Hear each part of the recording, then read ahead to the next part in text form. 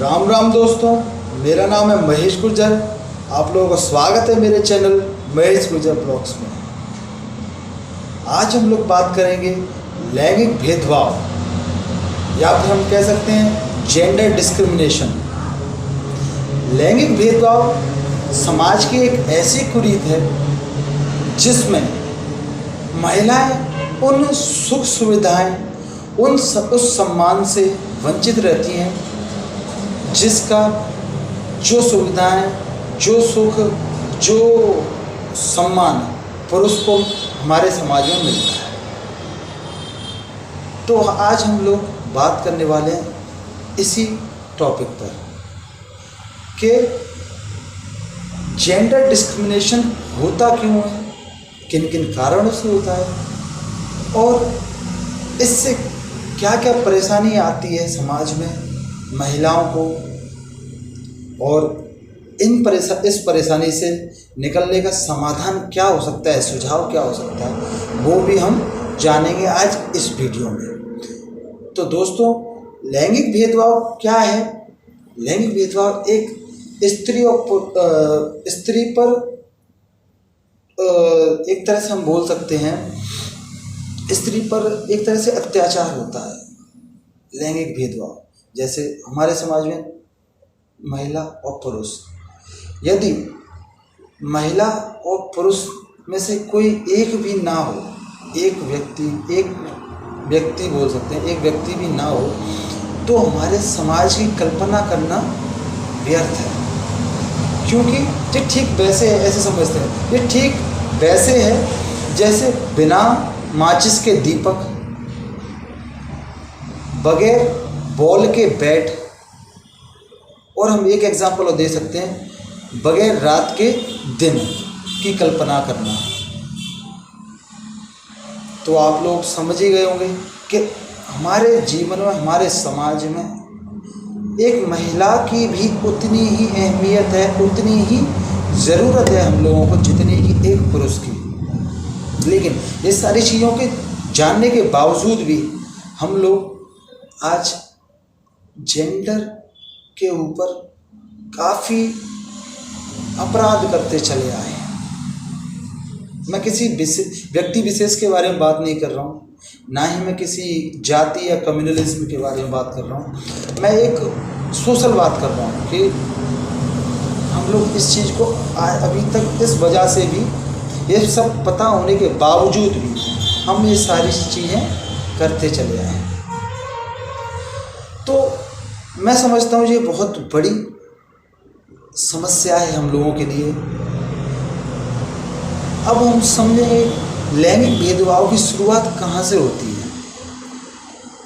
तो दोस्तों, आप लोग इस चीज़ को अगर जानेंगे तो आप लोगों को बहुत शौक लगेगा कि लैंगिक भेदभाव कोई कहाँ से शुरू होती है। हम सब लोग मनुष्य जीवन में सबसे बड़ा तोहफा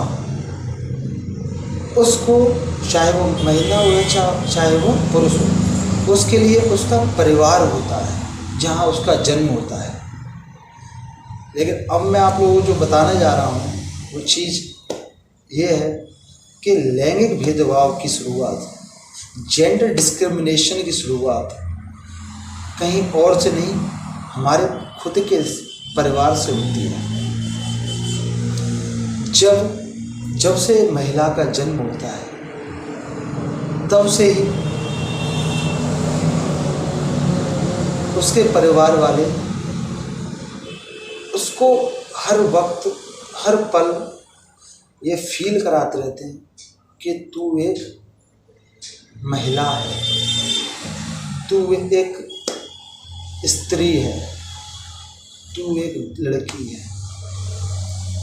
और हम लोग उसको ये चीज़ सिखाते हैं कि उसको हम उसके दायरे बताते रहते हैं कि तू सिर्फ ये कर सकती है, तू सिर्फ घर के कामों को कर सकती है, तुझे घर को संभाल कर चलना है, तुझे सारी चीज़ें करना है, तो सारे मैं कह सकता हूँ जैसे सारे कुर्बानियाँ तुझे ही करनी है।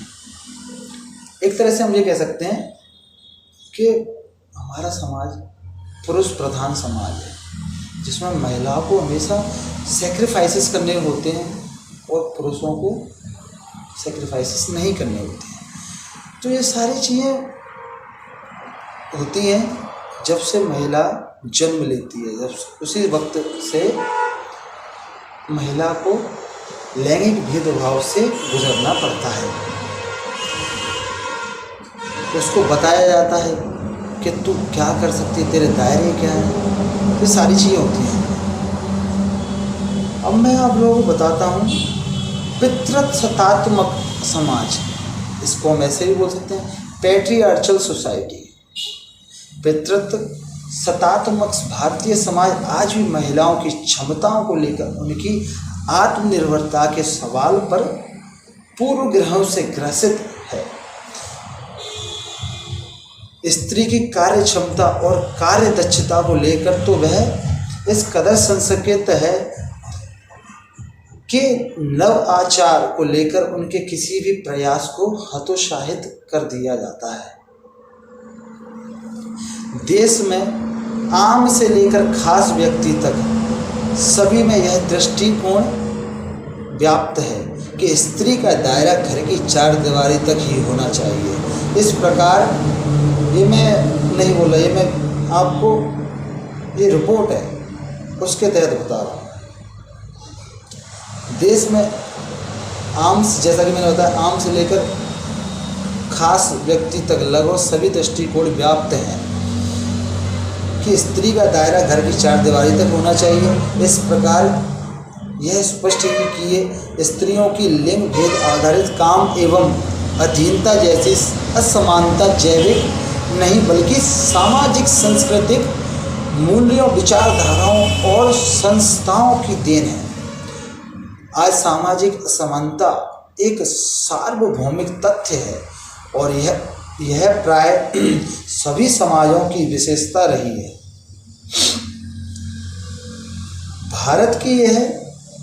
भारत की तो यह एक प्रमुख समस्या है कि जहां जीवन के विभिन्न क्षेत्रों में जितनी सुविधाएं एवं स्वतंत्रता पुरुषों का प्राप्त ही उतनी स्त्रियों को नहीं है। स्वतंत्रता पुरुषों को प्राप्त है, उतनी स्त्रियों को नहीं। इस बात की पुष्टि हम ऐसे लगाते हैं, विश्व आर्थिक मंच द्वारा जारी कई 15वीं वैश्विक लैंगिक असमानता सूचांक 2021 की रिपोर्ट से की जाती है। इस रिपोर्ट के मुताबिक भारत 156 देशों में की सूची में 140वें स्थान पर है। भारत की इस मामले में कितनी खराब दशा है, इसका पता इससे चलता है कि नेपाल, भूटान, बांग्लादेश, श्रीलंका जैसे देश भी हम लोगों से आगे हैं इस क्षेत्र में। लड़का और लड़की के शिक्षा में अंतर, यदि हम भारत में लड़की की शिक्षा की बात करें तो स्वतंत्रता के बाद अवश्य लड़कियों की शिक्षा में बढ़ोतरी हुई है, लेकिन हमें पता है कि आज भी जितना हम लोग लड़कों को पढ़ाने में ध्यान देते हैं उतना अभी भी लड़कियों को नहीं देते पूरी तरह से। तो ये सारी चीज़ें हैं क्योंकि सन 1991 की जनगणना के अनुसार महिला साक्षरता की दर 32% एवं पुरुष साक्षरता की दर 53% थी। 2021 की जनगणना के अनुसार पुरुष साक्षरता 76% थी तो महिलाओं की साक्षरता 54% थी।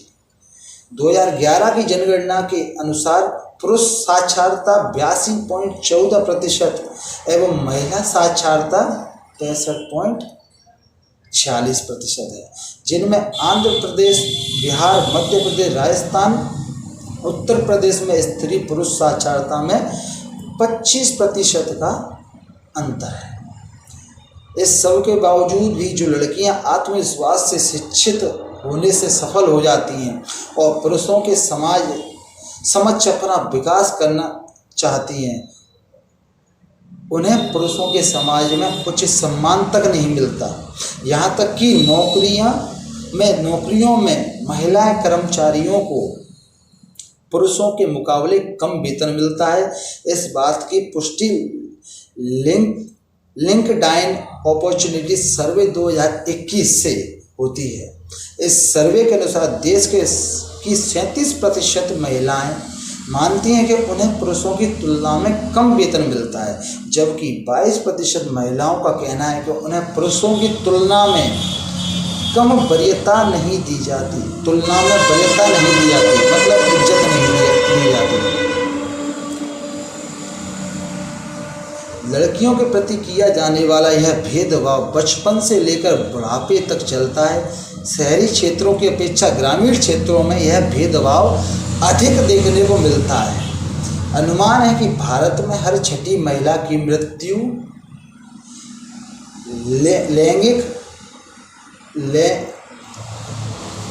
लैंगिक भेदभाव के कारण होती है। अब इससे बड़ी बात क्या होगी दोस्तों कि हमारे हिंदुस्तान में प्रत्येक छठी महिला की मृत्यु लैंगिक भेदभाव से होती है, ये माना जाता है। ये बहुत बड़ी परेशानी नहीं, बहुत बड़ी शर्म वाली बात है जो कि हमारे हिंदुस्तान में हो रही है। तो मित्रों, अनेक पुरुष प्रधान लैंगिक भेदभाव को प्रोत्साहन देने वाली मानसिकता, लैंगिक भेदभाव को बढ़ाने वाली जो मानसिकता है उसके बारे में हम बात करते हैं। अनेक पुरुष प्रधान परिवारों में लड़की को जन्म देने पर माँ को प्रताड़ित किया जाता है। जैसा कि हम सबको शायद पता ही है कि बहुत सी फैमिलियों में लड़की को जन्म देने वाली माँ को बुरा भला कहा जाता है, प्रताड़ित किया जाता है। तो ये बहुत बड़ी शर्म की बात है। जनगणना के आंकड़े बताते हैं कि 1901 में प्रति 1000 पुरुषों पर 972 औरतें थीं। 1951 में औरतों की संख्या प्रति 1000 946 हो गई, जो कि 1991 तक आते सिर्फ 927 रह गई। सन 2001 की जनगणना की रिपोर्ट के अनुसार यह संख्या 933 हुई और 2011 की जनगणना की रिपोर्ट के अनुसार यह संख्या 940 है। तो आप देख रहे हैं, ये आंकड़े हैं, मैं अपने मन से नहीं बोल रहा हूँ। इस घटते हुए अनुपात का प्रमुख कारण समाज की नारी के प्रति बहुत ही संकीर्ण मानसिकता है। अधिकांश परिवार यह सोचते हैं कि लड़कियां ना तो बेटों के समान उनके वृद्धावस्था का सहारा बन सकती हैं और ना ही दहेज ला सकती हैं। इस प्रकार की मानसिकता वाले समाज में महिलाओं के लिए रहना कितना दुष्कर होगा, ये सोचने वाली बात है। जी, दूसरा पॉइंट क्या था कि ना ही ये दहेज ला सकती हैं, ये भी बहुत बड़ी समस्या है। इसकी वजह से ये भी कहीं ना कहीं इस परेशानी के पीछे बहुत बड़ा कारण है। किस परेशानी के पीछे? जेंडर डिस्क्रिमिनेशन के पीछे दहेज एक बहुत बड़ा कारण है। चलो, इसके बारे में फिर कभी बात करेंगे, किसी और वीडियो में ज़रूर लाऊंगा इस वीडियो को मैं। लेकिन अभी हमारी लिंग भेदभाव के अन्य कारक वैधानिक स्तर पर पिता के संपत्ति पर महिलाओं का पुरुषों के समान ही अधिकार है, लेकिन आज भारत में व्यवहारिक स्तर पर पारिवारिक संपत्ति में महिलाओं के हक को नकार दिया जाता है। राजनीतिक भागीदारी में मामलों में अगर पंचायत राज व्यवस्था को छोड़ दें तो उच्च वैधानिक संस्थाओं में महिलाओं के लिए किसी प्रकार के आरक्षण की व्यवस्था नहीं है। संसद में महिलाओं के लिए 33% आरक्षण का बिल अभी भी अधर में लटका हुआ है। कुछ राज्यों, केंद्र शासित प्रदेशों जैसे कि मध्य प्रदेश, अरुणाचल प्रदेश एवं चंडीगढ़ आदि को छोड़ दें तो वर्ष 2017-18 के आवधिक श्रम बल सर्वेक्षण पीरियोडिक लेबर फोर्स सर्वे के अनुसार भारतीय अर्थव्यवस्था में महिला श्रम शक्ति, लेबर फोर्स और कार्य सहभागिता, वर्क पार्टिसिपेशन की दर में कमी आई है। महिलाओं के द्वारा किए गए कुछ कामों की सकल घरेलू उत्पाद जीडीपी में नहीं जोड़ा जाता है, जैसे कि महिलाओं द्वारा परिवार के खेतों और घरों में के भीतर किए गए अवैतनिक कार्य जैसे खाना बनाना, बच्चे की देखभाल करना आदि। अंतर्राष्ट्रीय मुद्रा कोष, सुना, ये बहुत इम्पोर्टेंट पॉइंट है। अंतर्राष्ट्रीय मुद्रा कोष का एक अध्ययन बताता है कि अगर भारत में महिलाओं को श्रम बल में बराबरी मिल जाए, अगर भारत में महिलाओं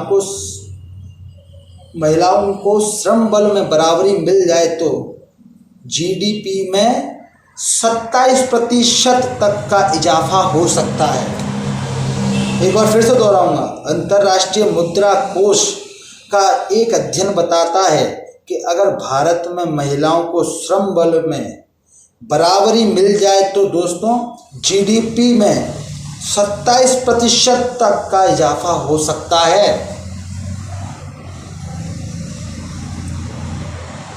अंतर्राष्ट्रीय मुद्रा कोष ने यह अध्ययन किया है कि महिलाओं के श्रम बल को बराबरी मिल जाए तो जीडीपी में 27% तक का इजाफा हो सकता है। फिर भी हमारे देश में इस चीज़ को खत्म नहीं किया जा रहा। लैंगिक भेदभाव को कैसे समाप्त किया जा सकता है? कहने को तो लड़के और लड़कियों एक सिक्के के दो पहलू हैं, पर लड़कियां सिक्के का वो पहलू हैं जिन्हें दूसरे पहलू लड़कों द्वारा दबाकर रखा जाता है। समस्या की मूल जड़ इसी सोच के साथ जुड़ी है, जहां लड़कों को बचपन से ही सिखाया जाता है कि वे परिवार के भावी मुखिया हैं, और लड़कियों को यह बताया जाता है कि वे तभी अच्छी मानी जाएंगी जब वे हर स्थिति में पहली प्राथमिकता परिवार को देंगी। क्यों भाई, लड़कों का ये फर्ज नहीं बनता? तो वही बात है कि हमारे घर वाले, वो मैंने पहला पॉइंट बताया कि इसकी शुरुआत हमारे घर से ही शुरू होती है। वही पूरे प्रोग्राम है। यूनिसेफ का कहना है कि घर बाहर दोनों जगहों के कार्य को दबाव स्त्रियों को शारीरिक और मानसिक रूप से बीमार कर रहा है। ऐसे में यह जरूरी हो जाता है कि घर के काम में पुरुष सदस्य सहयोग करें। पिता का दायित्व सिर्फ आर्थिक दायित्वों की पूर्ति से ऊपर उठकर बच्चों की देखभाल तक हो। इससे समानता का भाव बढ़ेगा और स्त्री खुद को अन्य जरूरी कामों में शामिल कर पाएगी। भारतीय समाज में स्त्री को बड़े ही आदर्श रूप में प्रस्तुत किया गया है। वैसे ये भी एक बहुत बड़ा तथ्य है कि जिस महिला को हम दबा कर रखते हैं उसको हमारी संस्कृति में, हमारे इतिहास में, हमारे समाज में बड़े ही आदर्श रूप में प्रस्तुत किया गया है। देवियों के विभिन्न रूपों में सरस्वती, काली, लक्ष्मी, दुर्गा आदि का वर्णन मिलता है। यहाँ तक कि भारत को भी भारत माता के रूप में जाना जाता है, परंतु व्यवहार में स्त्रियों को उचित सम्मान तक नहीं मिलता। इसके लिए पुरुष वर्ग को अपनी मानसिकता में बदलाव लाना होगा ताकि वे स्त्रियों को उसी सम्मान और आदर के भाव से देख सकें जो वे खुद के लिए अपेक्षा करता है। लड़कियों को उच्च शिक्षा, कौशल विकास, खेल कूद आदि में प्रोत्साहन देकर सशक्त बनाया जा सकता है। इसके लिए समाज को लड़कियों के प्रति अपनी धारणा और वह सोच बदलनी पड़ेगी और सरकार को भी उचित कानून बनाकर यह जागरूकता या निवेश के जरिए महिला सशक्तिकरण को बढ़ावा देना होगा। चूँकि लड़कियों को शुरू से ही काफ़ी असमानताओं का सामना करना पड़ता है, इसलिए हमें लड़कियों को एक प्लेटफॉर्म देना होगा जहां वे अपनी चुनौतियों को साझा कर सकें, अपने लिए एक सही विकल्प तलाश कर सकें और अपने वैधानिक अधिकार, कर्तव्य एवं शक्तियों को पहचान सकें। लैंगिक असमानता को समाप्त करने के लिए किया जा रहा प्रयास तो हो रहा है वैसे, बालिकाओं के संरक्षण और सशक्तिकरण के उद्देश्य से जनवरी 2015 में बेटी बचाओ बेटी पढ़ाओ अभियान की शुरुआत की गई, जो कि बेटियों के अस्तित्व को बचाने एवं उसका संरक्षण करने की दिशा में बहुत बड़ा कदम माना जाता है। इसके साथ ही वन स्टॉप सेंटर योजना, महिला हेल्पलाइन योजना, महिला शक्ति केंद्र जैसी योजनाओं के द्वारा महिला सशक्तिकरण का सरकारी प्रयास सराहनीय है।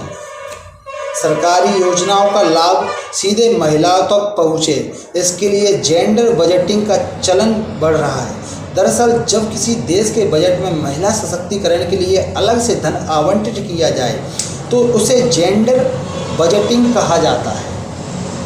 यूनिसेफ इंडिया द्वारा लैंगिक समानता स्थापित करने की दिशा में काफ़ी कुछ किया जा रहा है। इसके लिए देश में 2018 से 2022 तक चलने वाले कार्यक्रम का निर्माण किया गया, जिसके तहत लिंग आधारित असमानता एवं विकृतियों को चिन्हित कर उसका उन्मूलन करने का प्रयास किया जाएगा। इस पूरे कार्यक्रम को गवर्नमेंट के थ्रू चलाया जा रहा है। कुल मिलाकर लैंगिक भेदभाव को मिटाने के लिए काफ़ी कुछ किया गया है और काफ़ी कुछ अभी भी किए जाने की ज़रूरत है। खास करके समान वेतन,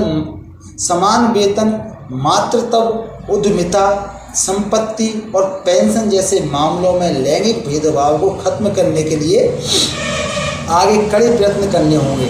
महिलाओं में आत्मविश्वास और स्वाभिमान का भाव पैदा हो सके, इसके लिए पुरुषों के समान अधिकार और आर्थिक स्वतंत्रता को सुदृढ़ करना होगा। और मुझे लगता है कि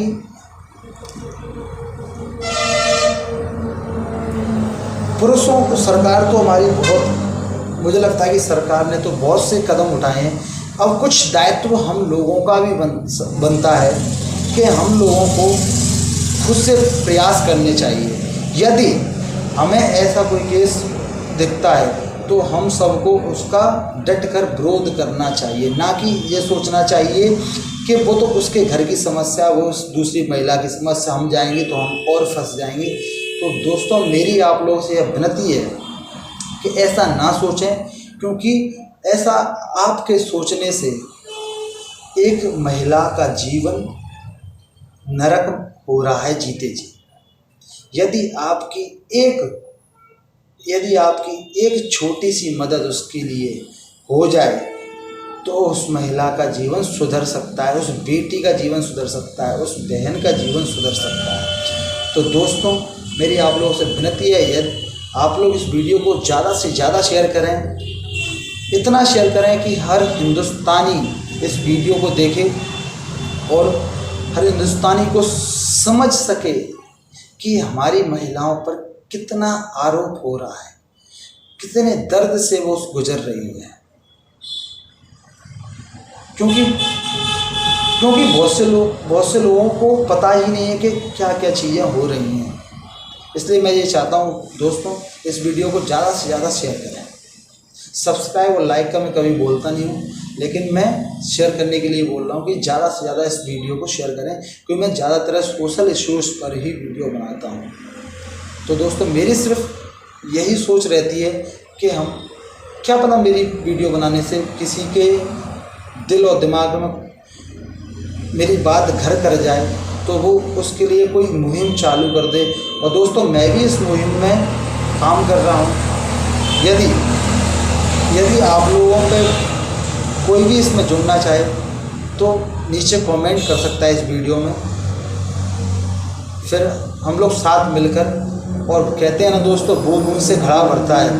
तो एक एक करके हम लोग बहुत लोग हो जाएंगे और शायद इस परेशानी से कुछ निजात पा सकते हैं। तो धन्यवाद दोस्तों, आज के लिए इतना ही। जय हिंद, जय भारत, जय किसान।